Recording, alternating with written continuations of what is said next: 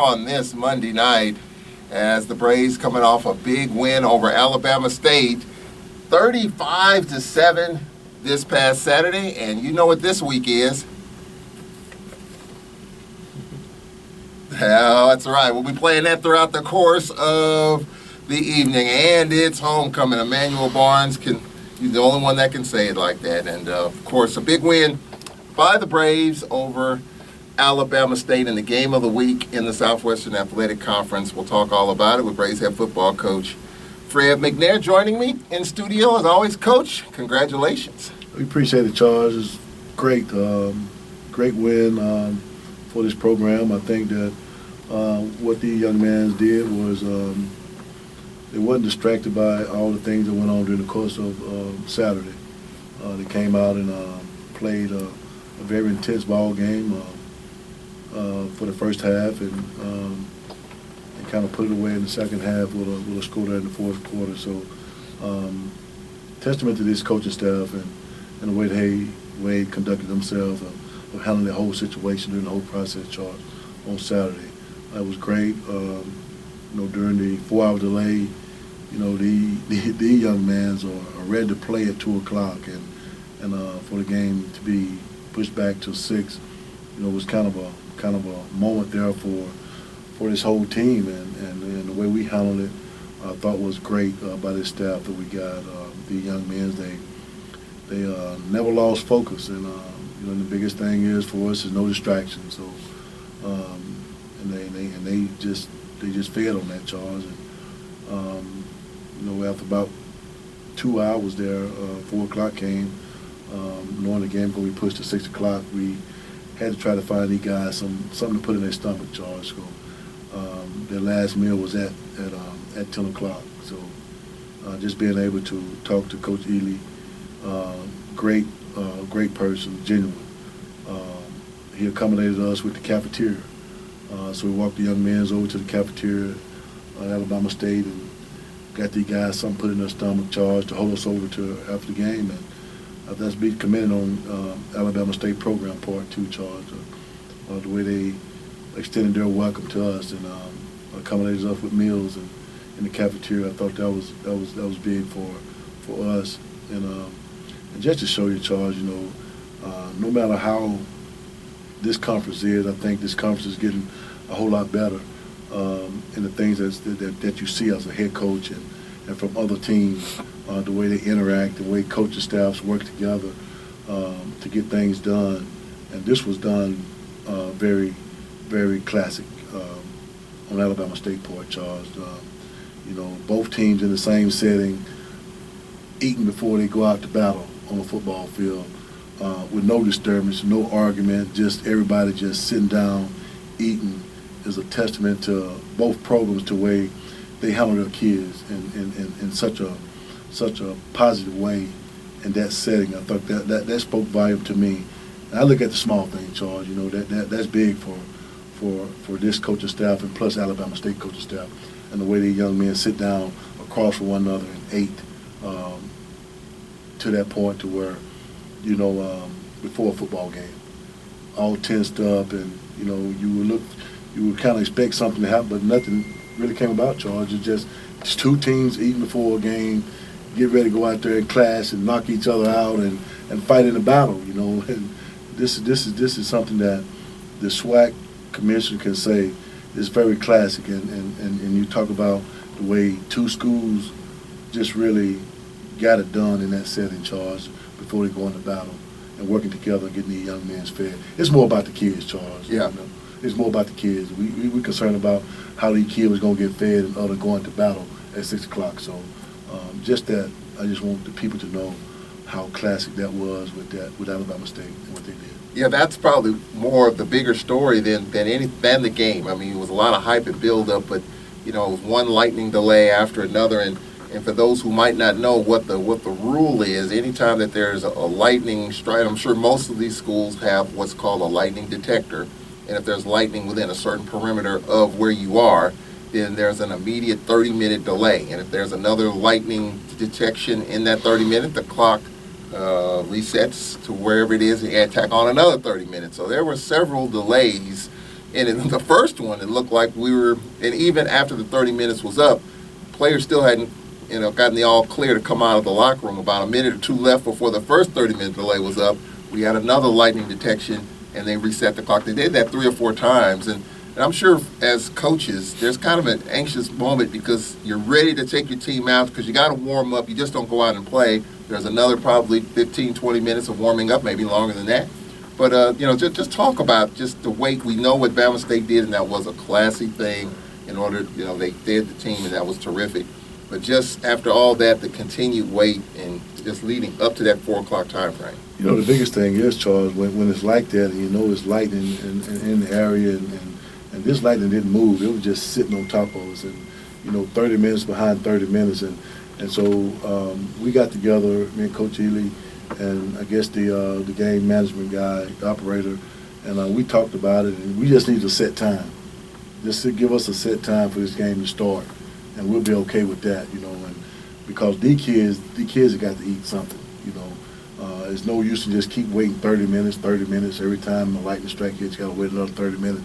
And these kids are still hungry, Yeah. So, they're hungry for football and then they're hungry in their stomach. So we just need a time for the game to start. Yeah. So we can kind of make accommodations for these kids to get something to eat, you know what I'm saying? So that was the biggest thing. Once they set the time for 6 o'clock and we knew it, we had a couple hours, okay, we'll walk these kids over to the cafeteria. And like I said, Coach Ely was very good at that, man. And a job well done on his behalf, and we just need to know so we can get these kids something to eat.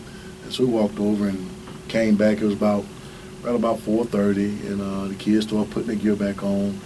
I told them, about 5:20 we'll go out and loosen up again. And these kids they were still ready to play football.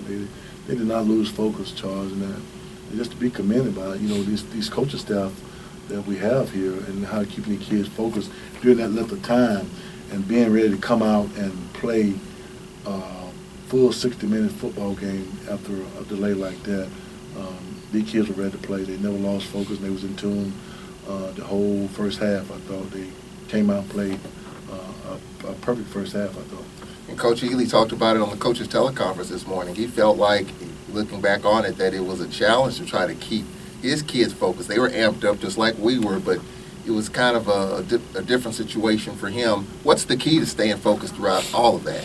I guess the thing is the preparation through the week, Charles. And I think that our coaching staff does a great job of keeping the young men mindset to where it's just football. From this time that we leave on Friday morning, it's football. It's business trip.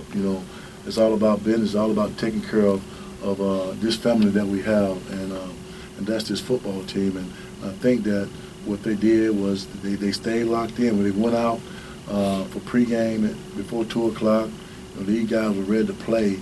And then the sense of that coming back in and waiting those hours, I could kind of sense the feeling that these young men had, just going back and forth to the locker room and just looking at them and seeing where they were, the mindset. And you just kind of read kids these days, Charles, and if they're ready to play or how they going to react when they go get something to eat and come back. If they going to be, they have they eating too much or and all that kind of stuff, Charles. But these young men was tuned in, got ready to go back out with no question asked. They geared back up, take back up, and padded back up. And these guys came back out on the field, warmed up again, and I could see it during the course of the second warm-up, Charles, that these young men were still locked in.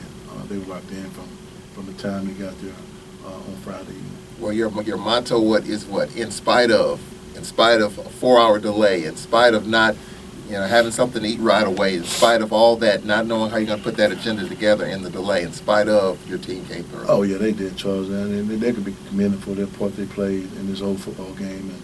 And these young men, they play with a lot of effort, and they don't give up, Charles. They continue to fight, and at this time was a time for them to display everything they had in them to come out and play a good football game versus a good football program in Alabama State. Well, let's talk about the effort, because right off the bat, the Braves defense made the first statement. Offensively, we got the football first, and we picked up a first down, had the punt, but then Alabama State's first drive started at their 7-yard line, and there is Davis, the quarterback, and we'll talk more about him as he went down obviously with a serious injury, and Coach Ely talked about that. We'll get into that a little bit as we go along. But his first pass was intercepted by Solomon Muhammad, who had a nice game. And you've been saying throughout the summer, throughout the offseason about Solomon Muhammad at Media Day, when the right Solomon Muhammad shows up, when he puts his mind into it that he's ready to play, he can do that. And he had a couple of picks on Saturday. Yeah, he did. Solomon, he's a solid football player. You know, if he does the thing the right way, Coach Thornton teaches him, you know, he can be unstoppable right now, Charles. And you know, if he just does everything right, you know, that pick, he was right. The second pick, he was right. You know, and Coach Thornton was telling me about, you know, this morning. Everything else he did was probably wrong. You know, so but those two picks right there, he's in the right spot that he's supposed to be in. That's why they get those two picks, Charles. And Solomon is a great football player. He's probably one of the best athletic person on the football field. You know, he can do it all. Sometimes he throw a better spiral than some of the quarterbacks. You know, he's just that type of kid. So he got good knowledge of the game. He just got to just slow himself down a little bit and continue to work. And he did. He worked for that pick. He had 2 picks on the game. So after that first interception, the Braves started at Alabama State's 10-yard line. And 3 plays later, Felix Harper was once again recognized in the Southwestern Athletic Conference. We'll talk about that. Hit Nico Duffy for a couple of yards, and then Nico for no gain, and then Pringle from 8 yards out, Coach. And short field, and you're able to take advantage as Pringle ran underneath the coverage and scored. Yeah, that's the biggest thing, Charles. You know, Pringle still having a great season, man. This kid is really working, you know, and the things he does on the football, on practice, it kind of let you know what he can do on the football field. He bring it to the game day, you know. And Felix, he's very productive in the things that he do, and he's doing it well. So hopefully this continue to have a good play out of both of those young men. So the Braves were up 7-0 at a blink of an eye. Bama State's next drive, 12.5 minutes left in the first quarter, started at their 25. They were able to move the football, an 8-play drive, but then Kinsler with a recovery of a fumble. And Kinsler's had a pretty nice season. You've called his name, and we've called his name quite a few times during the course of the season, and he seems to always be around the football. Yeah, Kinsler, he's a safety that loves to hit, Charles. If you just look at that pick he had when he was trying to score, he was actually looking for somebody to hit with the ball in his hand. You know, so he had a chance to score that, Charles. But you know, he's a solid player for us. I think Coach Cash does a great job with him, coaching him up in those safeties that we have of getting them to play the way they're playing. So with that, the Braves got the football at the 42-yard line with 9 minutes left in the first quarter. And Felix Harper on a 3rd down and 9. We were behind the chains a couple of times on that drive, a 3rd and 18, then a 3rd and 9. Harper with an 18-yard run, and the Braves were up 14-0. So we're able to move the football down the field, despite the fact that about half that drive we were fighting the chains. Yeah, and that's one thing that we talk about all the time, Charles. You know, coming out with a fast start and playing behind the chains, the thing that we can't do.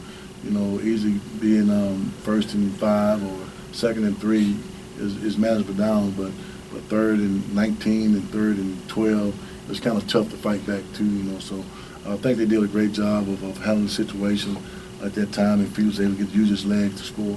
So it's 14-0 at that point, 14-0 at the end of the first quarter.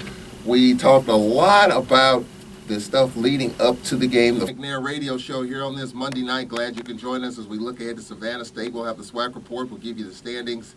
And, you know, one of the questions that came up, Coach, and was talking with the SWAC office during that break, there was some discussion on whether there's a 4-hour rule. Like, if the game did not resume after 4 hours after kickoff, let's say there was lightning, and let's say the game goes beyond 6 o'clock, which would have been beyond the 4 hours, is there a decision on whether or not you continue and hold out, or do you play the game? Were you getting any information on that? I mean, if we had gone beyond 6 o'clock with still weather being what it was early on? No, I think the biggest thing was, Charles, that the guys kept coming in communicating with us about every 30 minutes and when we had to hold out. But after myself and Coach Ely got together, and once we found out it's going to be a 6 o'clock start, then we start making arrangements then. But any other stuff like that, I'm not knowledge of it.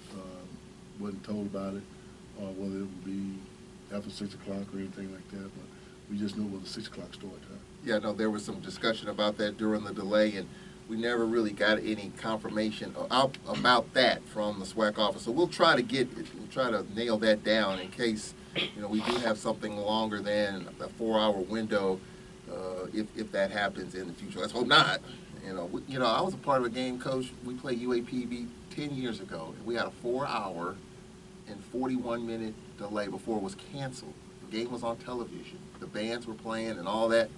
4 hours, 40 minutes, and almost at midnight, they scrubbed it. The game was on television. Charlie Neal did an interview with me, and also, it's definitely something that you have to look at, as Mother Nature is always undefeated. All right, speaking of undefeated, the Braves are undefeated in conference play, and we'll get ready for Southern in a couple of weeks. Of course, obviously, Savannah State this week.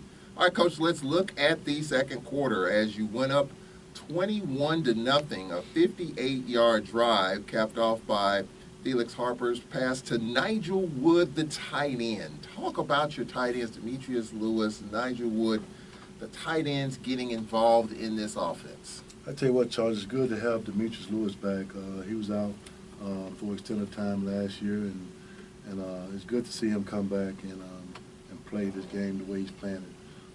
He's a very, very good run blocker for us. Does great things in our left personnel stuff that we do.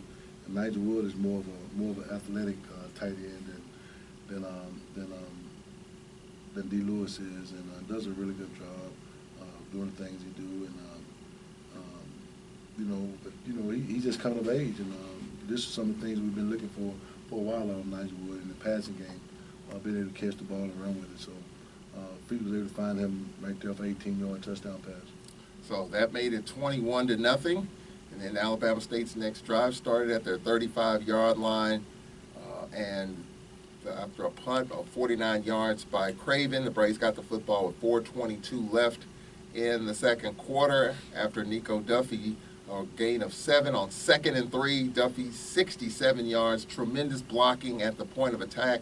He stepped out of a tackle, and 67 yards later, the Braves were up 28-0 for McNair. It was a great run by Nico. It's something that he's a young freshman, still growing. He's trying to find his way. So he's seeing it now. Just getting his eyes up and find the hole and being able to hit him. So that was a great run by Nico on that 6-7-yard run. It was 28-0, and that was the score at the half. In that second quarter, we had the time of possession, a 32-6, 28. And we were talking with our Cedric Tillman at halftime. Even though we were up 28-0 and had control of the game, Bama State with a bunch of turnovers, they had 5 for the game. You were happy, but just talk about just some of the things that you wanted to kind of correct, going forward in that second half. The biggest thing was just keeping the tempo up that we had, Charles, and not just being methodic on drives, but things happened, and we didn't come out the second half and play the way we did the first half. Kind of worried about that, but back to the drawing board. Some things we need to tighten up on execution-wise, and and just playing with more effort. I think that what we did in the second half is kind of some of the things that we don't really need to do as far as a team. Just playing behind the chains and a lot of false starts and penalties in the second half, Charles. So, the first half I thought we played not great, Charles, but I thought we could have had more points than what we did. So, just looking at that and just analyzing the first half, that's some of the things I thought that we didn't do. We could have done a lot better. 28-0 at the half. And that takes us to another phone call at 601-877-6595. 28 minutes after 6 o'clock, that takes us to a break. We'll be back after this 1-minute timeout. Give us a call, 601-877-6595. You can tweet a question. I'm on Twitter, Tallman Radio. And you can text a question anytime, day or night, 601-348-7254. Back after this 1-minute timeout here on the Braves Sports Radio Network. Ball goes right down the field. They go 78 yards, and Davis is passed to Jefferson for 29 yards. We're wondering whether or not that he had a foot in bounds. He did. We kind of saw the replay at Buffalo Wild Wings, and we saw it later on, and it was a catch. So it was 28-7, and then probably the sequence of the game, they got the football at the 4-yard line, and they were called for a penalty, and it was 4th down and 9 instead of kicking the field goal. They went for it. A heck of a stand by the Braves in that moment because the momentum definitely was in Bama State's favor. You know, that's just a testament of the guys just doing what they're told on defense, Charles, and dialing it up and playing with Coach Thornton. You know, give him the play. So Solomon would come up with another interception there. So that was a big stop for us. So it was 28-7 at the end of the third quarter, and we'll look at the fourth quarter coming up. Let's go back. Thank you very much. As the Braves were up 28-7, Coach, we dodged a couple of opportunities. And I remember 2 years ago we were up 24 to, I think it was 24-7. It was 24-10 in the fourth quarter. They marched down the field. They get a holding penalty, and then at that time, their coach, Coach Jenkins, gets unsportsmanlike, takes them out of field goal range, takes them out of any opportunity to get points, and we win that game going away. It's kind of the same thing this past Saturday. I mean, they marched down the field, had an opportunity to make it an interesting game, and our defense kind of took over and kept them out of the end zone from that point. So Alabama State, they were coming at you in drips and drabs. They had 5 turnovers and some penalties there. So, you know, Bama State, obviously, and their quarterback Davis, who obviously went down, and Coach Ely talked about that. You know, talk about some of the challenges that he posed throughout the game. Well, he was a great quarterback. You know, he was a great quarterback coming in. He gotten better since last year. You know, he was a threat last year, and he has gotten better from last year to game on Saturday, Charles. And you know, I always hate when a player get hurt like that and have to be carted off on the stretch. But you know, the extent of his injury, you know, I think Coach Ely said was a bad bruise or something of that nature. But he checked out of hospital the same night, so I'm glad to hear that. You know, don't want to wish nothing on any young man to play in this sport because it's so vital. Anything can happen, and just to stay clean and standing up as a quarterback, it's a vulnerable position anyway. You know, that's the most vulnerable position on the football team. So good to see that kid back. The Braves capped out the scoring with Darius Anderson, a 22-yard pass from Felix Harper.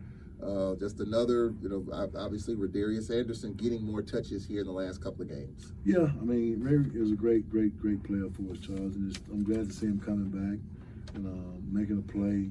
You know, a great play. You know, it wasn't just a play; it was a great play. But at the tail end, you know, the things that he do after that, you know, that's the problem I have. You know, I don't have a problem with anybody catching a touchdown and things of that nature. But 15-yard penalty, 2 of them. One of them was his, and one of them was Juan Anthony. So they kind of put us back behind the mark on the kickoff. So thank God for Corey. You know, he put a boot in it, and a great cover by Key, and he flew down the field and made a tackle. That's just great. That's great play from him. You talk about penalties. We had 13 penalties in the game, and obviously that's something that they'll be working on going forward. We'll take a break here. We'll look at the individual numbers. We'll get to the text and tweets, and we'll look ahead to Savannah State. All that coming up here on the Fred McNair Radio Show. We'll take a break. We'll be right back. Was the SWAC newcomer, Nico Duffy. Nico Duffy was the SWAC newcomer of the week. Duffy had a 67-yarder. That was a big play in the game. And it was Duffy's second 100-yard rushing game of the season. He leads the team with 445 yards on the ground, including 5 rushing touchdowns and a receiving touchdown. Alcorn has now won 6 SWAC Player of the Week awards in the last 3 weeks. So good individual work by a lot of the great student athletes. You look at the numbers, Coach Felix Harper, 10 of 17, 146, but it was back to Braves football, running the football, 213 yards on the ground. Well, that's a testament to what they can do, Charles, offensive line-wise, and you know, just coming of age. And Coach Radden, he always speaks on it. He said, "We just close, Coach. We just getting there close." And it's just one of those games. One of the games that it could have been more, Charles. Just look at the film and the things that we left out there on the table. Could have been more, but you know, doing a great job for the offensive line, getting the rush the ball and those running backs, you know, just phenomenal guys that's going to pound it in there and get yards after the hit as well. Nico Duffy, 101 yards rushing. Trey Turner, 5 for 39. Waller, 13 carries for 37 yards. Talk about Marsh getting more carries. He had 6 carries for 31 yards, including a bunch at the end to kind of close it out. Marsh he's going to be that guy that's going to come in late, Charles, and sometime early. You know, he's going to come in and pound the ball the way it's supposed to be ran. He's going to do everything right, you know. He's gonna stay within his framework and do the things he taught to do, and that's what you're gonna get out of Marsh. He's a hard runner. He's always gonna be leaning forward when he runs. So he's a great addition to that running back position. I think Coach Booz enjoyed coaching him as well. On the receiving category, Pringle 3 for 57, Juan Anthony Jr. 3 for 39. Of course, Pringle with the touchdown. Rodarius Anderson had the touchdown, his only reception. One reception for Nigel Wood, and the touchdown, 1 for 18. Nico Duffy, 1 for 8, and Waller, 1 reception for 2 yards. 6 punts for Corey McCullough, averaging 44.5 yards per kick, including a 54-yarder. And you look at the Braves defensively, Coach. Juan Taylor with 6 tackles, Heron with 6 tackles, and Holbert with 6 tackles to lead the Braves.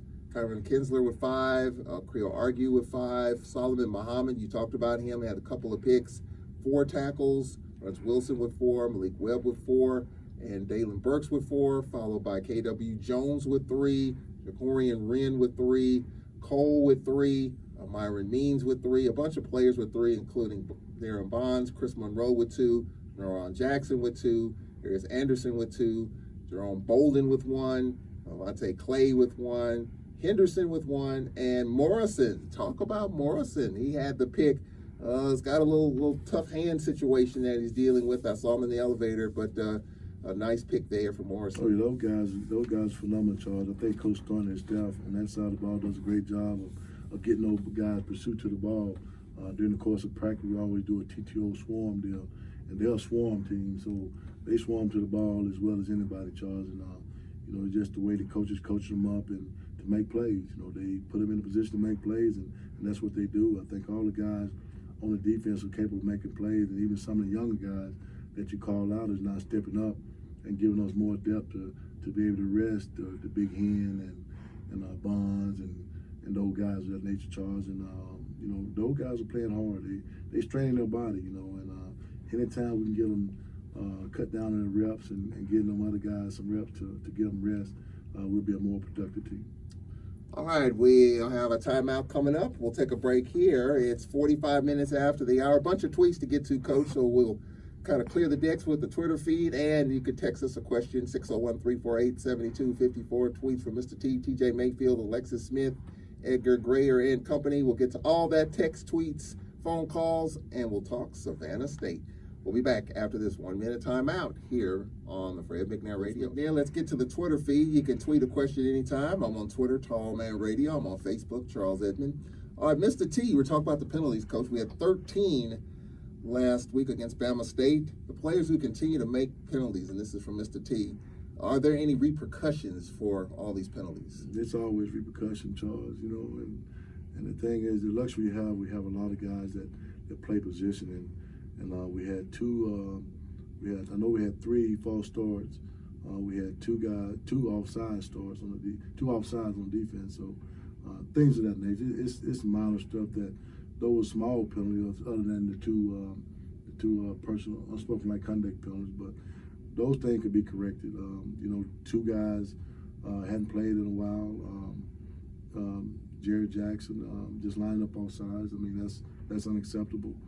2 false starts by one of our left guards that replays Bubble. Hadn't played in a couple weeks, so just different things of that nature. Those guys, but still it's not acceptable. But we just got to keep working those guys in and just let them get used to Felix Voice again, and being able to line up in the proper, being legal on defense. But other than that, it's things that we always work on during the course of practice.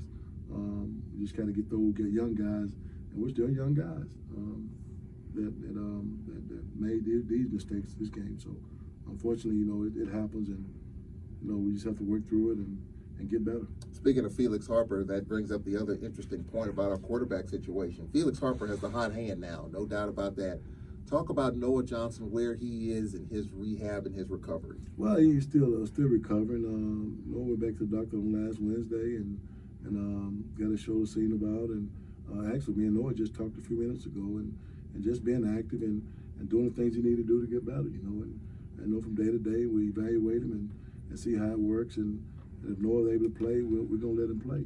So right now Felix is just like Noah was when Footman went down. So This the great thing about having two quarterbacks that's solid like that. Their mindset, the way they play the game, and the way they discuss it amongst each other, and where they share each other thoughts. That's what they're supposed to do, Charles. I think right now you're in a situation where you're fortunate enough to have a backup quarterback to come in for your starter and control the wheel until things get better with Noah. The obvious question, the $1 million question, as far as our quarterback situation. Felix Harper's been terrific. I saw him today as well. When Noah Johnson is healthy, that situation, I mean, Felix has the hot hand. You just deal with that as it comes. When that happens, when Noah's healthy, as he continues to rest and rehab, how do you deal with that situation? Well, the biggest thing is, Charles, I've been in this situation before, and several times, to be honest with you, as a quarterback coach here, I've seen it happen, and I've seen how it play out, and the biggest thing is, Noah get healthy enough to come back and show us that he can command the wheel again, that will take that step after then. So until then, we have to run with Felix, and I think Felix, what he's doing now, is a phenomenal job, in the replacement of Noah. And Noah can tell you he in his corner, so he's rooting him on every time. So, it's not a situation where we have to worry about that right now. Right now it is what it is. Noah's down, and Felix is running his offense. So, like I said, we fortunate to have a great situation, but an unfortunate situation for Noah of being hurt, and I hate to see anybody hurt, especially at that position when you come in being all conference, preseason all conference again, and just see him go down like he did. But it's good to have a good quarterback behind him. All right, let's get back to the Twitter feed at 6:51 here on this Monday night. TJ Mayfield tweets the defensive line was outstanding. In your opinion, Coach, how much of their play contributed to the turnovers? Well, the biggest thing is when you got people in your face, that quarterback, he don't want to hold that thing because everybody after it. Whether he gonna hold it and let the defensive line take sacks, or he gonna throw it up to us and get an interception. So that's what they're after, and I think that our defensive line they was ready for this game, and I think that Coach Frenchard and Coach Hart did an outstanding job in preparation for this game, Charles, and I did a phenomenal job getting those guys off. And like I said, when you got guys that come in and give those guys that starts a breather every once in a while, it helps because now you're not giving Darrell Henson 60 snaps a game where he can't be productive. I think Darrell is more productive around that 38 snap mark, and I think that's probably close to what he played this ball game. And other guys coming in and filling in position for him, that's big time stuff, Charles. When you got that depth and the young guys coming up and being able to rest the older guys. We have a tweet from Edgar Grayer.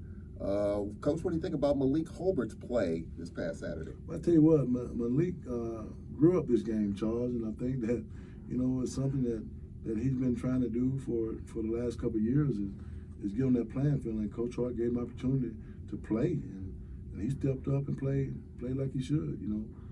He played a pretty good ball game this game. All right, let's go with the text line. Of course, you can text a question 601-348-7254. Jermaine from Madison, first time texting in. Coach, what's the status of Chris Hart?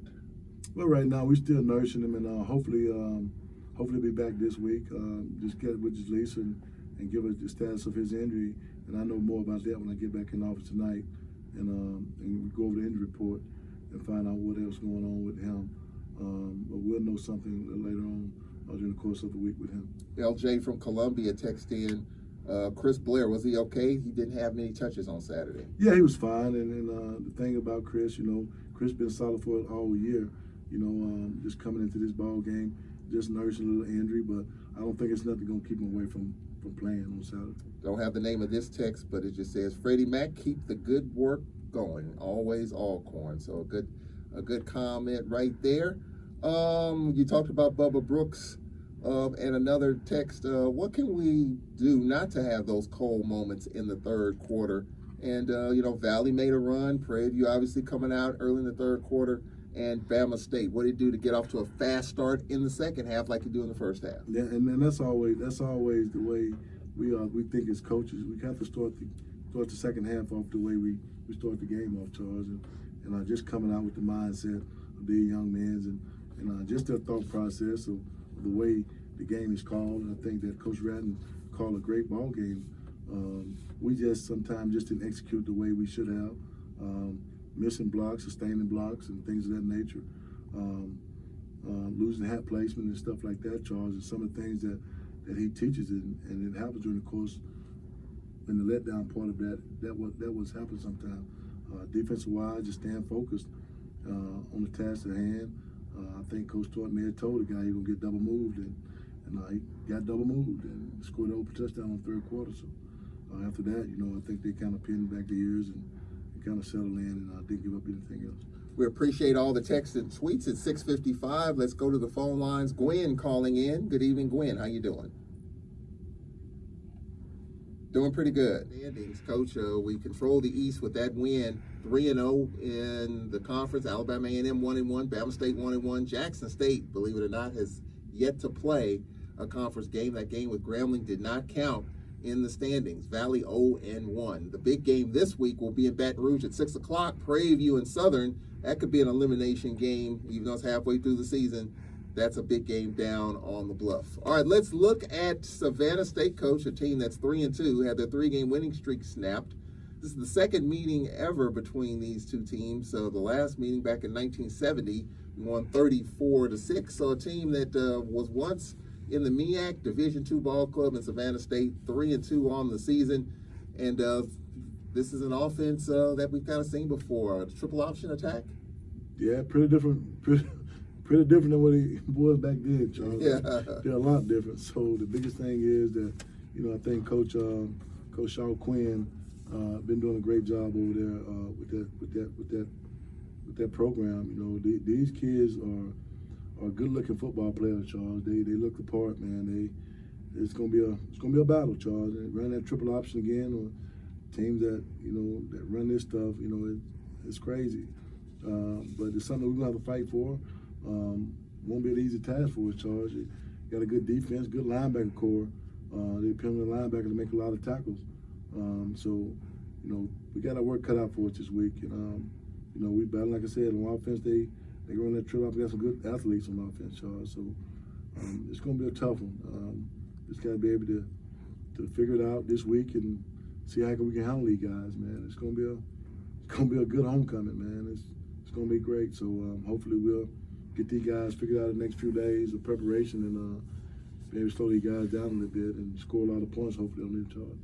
Coach, do you have to make that usual homecoming speech, what homecoming is all about? I mean, it's for the alumni, for the fans, and folks coming back, folks who come every year, folks who hadn't been back in however many years. But for football players in the football game, there's work to be done on the field. That's exactly right, Charles. And the biggest thing is these young men know homecoming is for the alumnus and the people that are coming back and to enjoy the homecoming, the festivities, and all that kind of stuff. Football players' homecoming don't start at about 6:30 on Saturday, Charles. So that's when their homecoming starts. So the magnitude of this ball game is going to be high. So look for a lot of people in the stands and people coming back to do the things they normally do and enjoy the festivities and enjoy a good football game. And hopefully Braves come out with a victory. Coach, let's go get them. Go Braves.